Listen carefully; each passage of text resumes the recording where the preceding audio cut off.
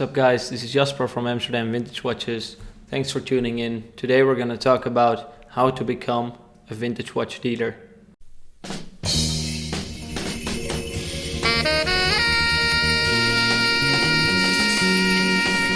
So you want to know how to get the best job in the world, being a vintage watch dealer.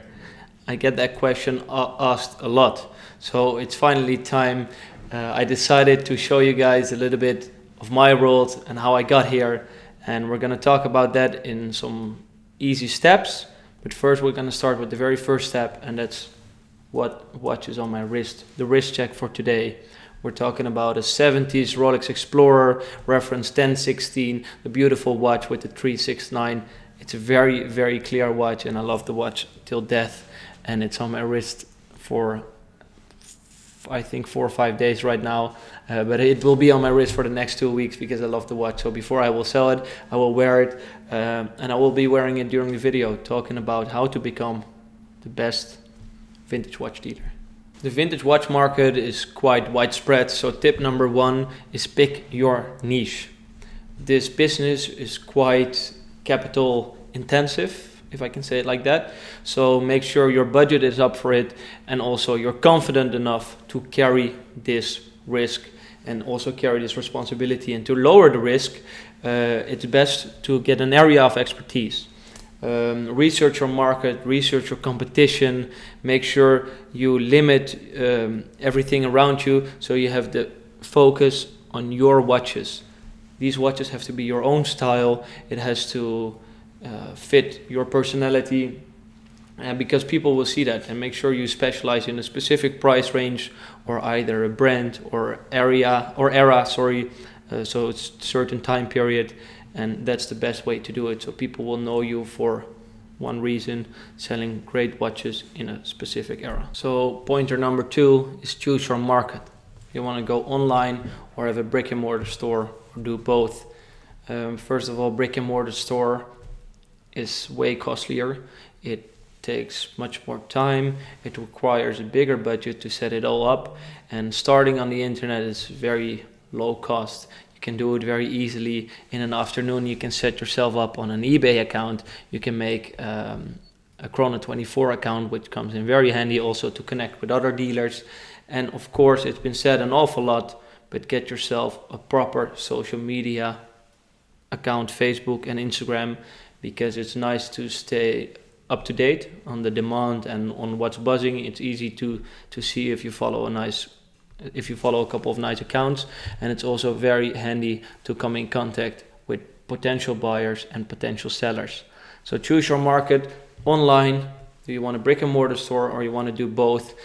The positive side on a brick and mortar store, it's gonna give you way more trust as well as an assurance of longer lasting success, but starting online is a great way. So you've done all that, you've picked a nice name which is easy to find on the internet as well, and now it's time for pointer number 3, acquire inventory. When you go out buying watches, make sure you put a whole lot of confidence in the seller.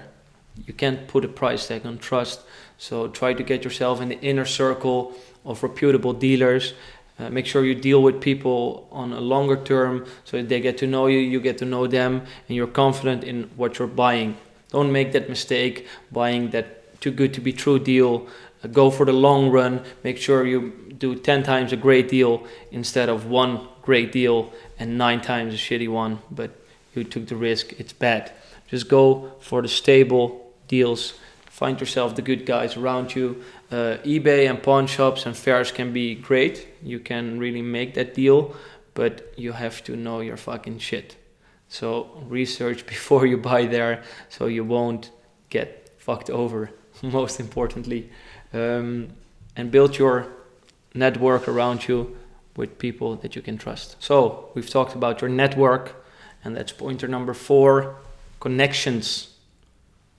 So now you've got your watch, you're ready to sell it. Make sure you have the person wanting to buy it. You don't want to be stuck with a watch. Make sure you have a nice clientele. Go for creativity.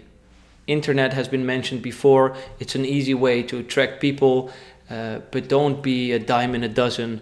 Do it in your own fashion, what you like, and people will pick it up for sure. Furthermore, before you can make somebody happy with their new watch purchase, it's very important your watch is fully overhauled, properly functioning. Get yourself some nice watchmakers, and bear in mind, while getting the connection to a good watchmaker, servicing a vintage Universal Tricompax, for example, is totally different. It requires a different skill set than servicing a modern Rolex. Make sure you find somebody that has all the right parts, as well as the capability of fixing your watches before you sell them. A very important connection. Step number 5 is price accordingly.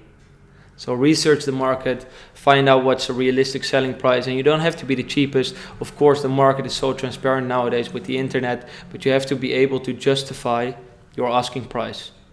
Don't be too expensive, because you're gonna get stuck with the watch and it's not attractive. If you keep the watch for a long time, people start to lose their interest.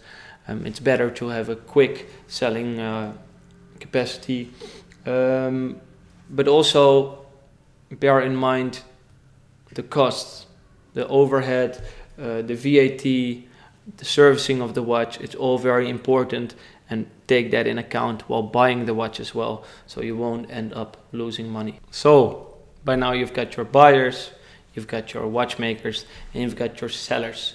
Everything is all set to become successful. Pointer number 6, keep your watches coming at a stable rate. Continuity is key here, so make sure you offer the people more watches, better watches, different watches. Keep them coming while not losing your high demands and your philosophy of your work. To not lose interest, it's very important to keep it going, and this will attract more people, make your demand increase, and it's way more adventurous than somebody that's stagnating and is keeping their watches for too long. Okay guys, it's time for a new generation. I hope you enjoyed watching this and will join me in the battle for the vintage watch dealer of the century. So I hope the pointers were very useful to you. Most importantly is that you do what you love to do. And if you love vintage watches, people will pick up on it and people will definitely support it. And that's the most important thing to do, besides remembering the best day to buy a vintage watch is today. Cheers.